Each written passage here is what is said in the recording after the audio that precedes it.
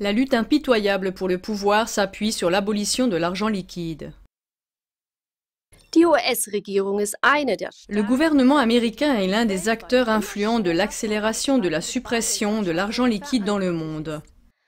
La Better Tank Cash Alliance a été ainsi fondée en 2012 avec l'aide de l'Agence américaine pour le développement international USAID. À travers cette alliance, l'abolition de l'argent liquide a massivement été promue au niveau mondial. Cet engagement des États-Unis s'explique par le fait que dans le monde entier, les opérations de paiement sans numéraire sont dominées par des entreprises américaines. Cela permet indirectement au gouvernement américain de contrôler les transactions financières des différents pays, banques, entreprises et particuliers et de les exclure des transactions de paiement numérique s'ils n'agissent pas dans leur intérêt. Il s'agit d'un facteur de domination énorme qui est maintenant presque aussi important que la domination militaire des États-Unis. En réduisant l'importance de l'argent liquide, le pouvoir des États-Unis s'accroît automatiquement. Au moyen de quelques exemples de par le monde, nous examinons maintenant de plus près comment ces stratèges financiers procèdent pour étendre leur pouvoir au moyen de systèmes bancaires internationaux et de grands prestataires de services de paiement.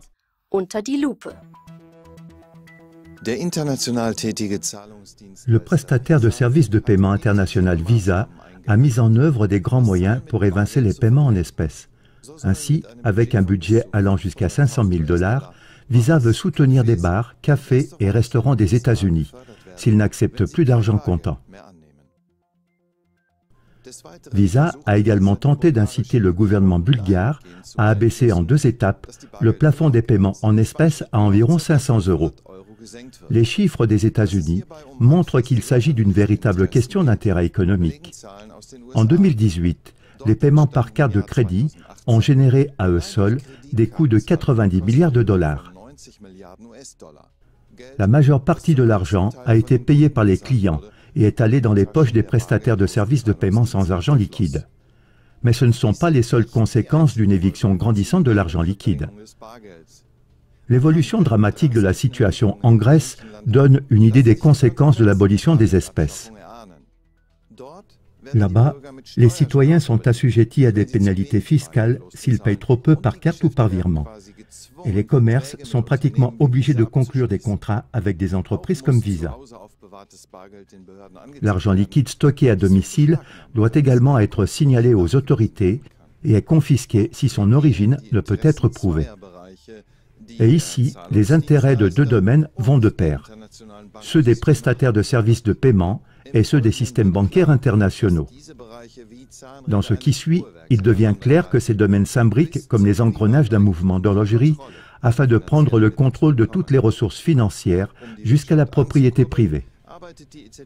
Afin de stimuler l'économie, la BCE travaille depuis des années à la baisse des taux d'intérêt directeurs.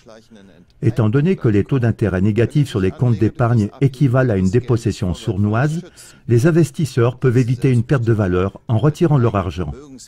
Mais cette libre gestion de leurs propres actifs limite les possibilités d'influence de la BCE. Dans un document de travail du FMI sur la mise en œuvre du système des taux d'intérêt négatifs, il est maintenant proposé de percevoir une taxe d'échange sur l'argent liquide correspondant au même taux d'intérêt que celui qui s'applique aux actifs placés. Avec un taux d'intérêt négatif de moins 5% par exemple pour un retrait de 100 € à un distributeur de billets, seulement 95 € d'argent liquide seraient disponibles.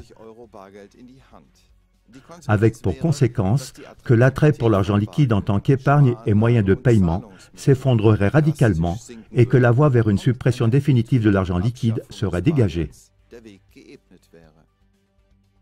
Hans Werner Sinn, ancien président de l'Institut IFO et sage économiste, commente: